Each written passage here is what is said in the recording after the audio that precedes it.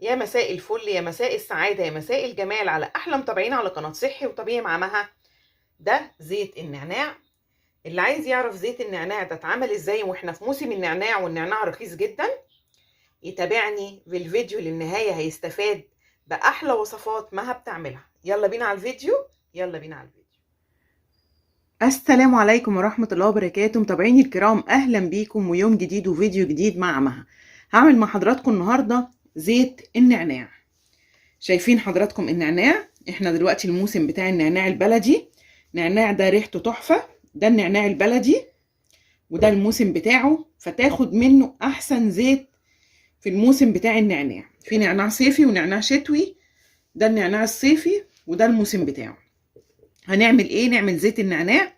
زيت النعناع بيعالج الصداع، لما تحطوه كده على الدماغ وتدعكوا بيه الدماغ بيساعد على التهاب الحلق في العلاج.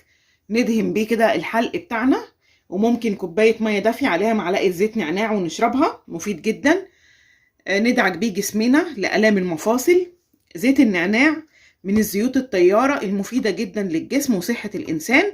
هنعمله بحاجة طبيعية زي ما عودتكم على كل حاجة طبيعية.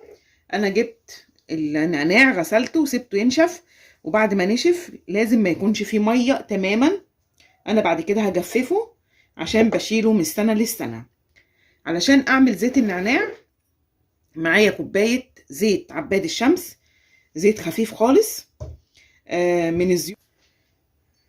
زيت عباد الشمس من الزيوت الخفيفة اللي تشرب زيت النعناع، مش زي زيت الزيتون، زيت تقيل. والزيوت اللي فيها هدرجة كتير دي زيوت تقيلة، لا احنا عايزين زيت خفيف علشان يتجانس مع النعناع. هنعمل ايه؟ هناخد كوباية الزيت وهناخد جزء من النعناع مقدار برضو كوباية، ونضربهم في الخلاط وارجع اقول لكم هنعمل ايه. هضربهم وارجع لكم عشان صوت الخلاط صوته عالي.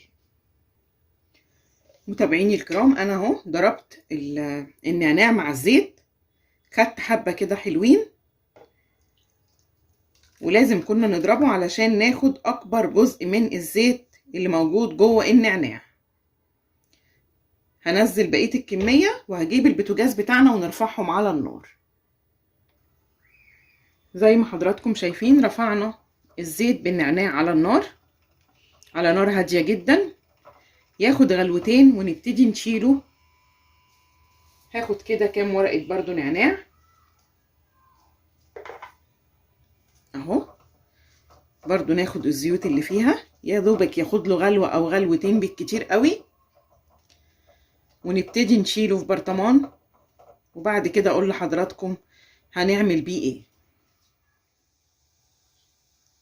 حبايبي الغاليين اهو زي ما حضراتكم شايفين اهو، خد له غلوتين. نبتدي بقى نعمل المرحلة التانية. هبتدي انزله من على البوتاجاز وارجع لحضراتكم.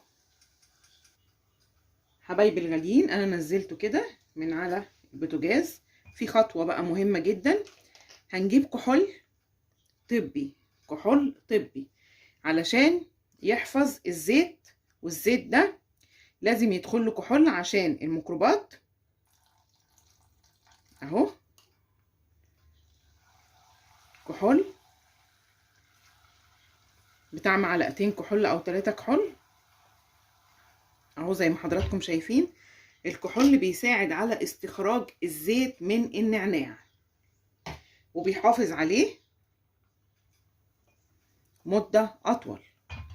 خلاص كده هعمل ايه دلوقتي؟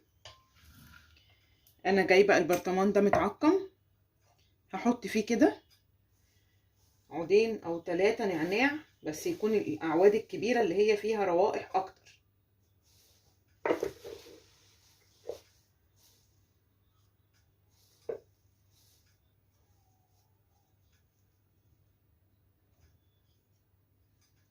ادي كام عود نعناع اهو. هنزل بالزيت في البرطمان. طبعا لازم يكون برطمان ازاز علشان يستحمل السخونه.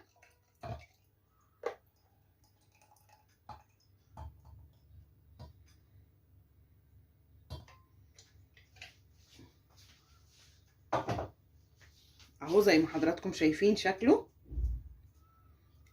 اهو. هقفل كده البرطمان قفله كويسه. وهعمل ايه دلوقتي؟ هجيب ورق فويل وهوري حضراتكم انا هلفه ازاي. اخواتي وحبايبي في الله، انا قلت لكم ان انا قفلته كده تمام. ده هعمله بعد ما هيبرد، مش هينفع ان انا اقفله دلوقتي او احكمه وهو سخن، علشان هيطلع بخار، والبخار ده هيعمل ميه، والميه دي هتعمل عفونه في النعناع. انا هعمل ايه دلوقتي؟ هسيبه كده لما يبرد تماما، وبعد ما يبرد انا بس عشان اقفل معاكم الفيديو هقفله كده بعد ما يبرد، مثلا هسيبه ساعتين 3 حسب ما يبرد خالص. وهجيب ورق الفويل كده وهعمل كده كده كده اهو زي ما حضراتكم شايفين، وهشيله في ظرفة المطبخ لمدة 15 يوم.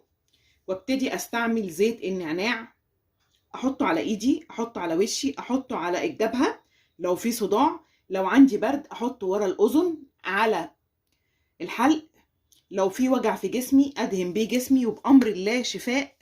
حاجة صحية وحاجة طبيعية، والنعناع فيه شفاء ويعني واقي من حاجات كتير وبيشفي من حاجات كتير. وان شاء الله تكونوا استفدتوا بالفيديو. تنسونيش في اللايك والشير والسبسكرايب، يا ريت تشيروا الفيديو على قد ما تقدروا. وشكرا ليكم، والسلام عليكم ورحمة الله وبركاته.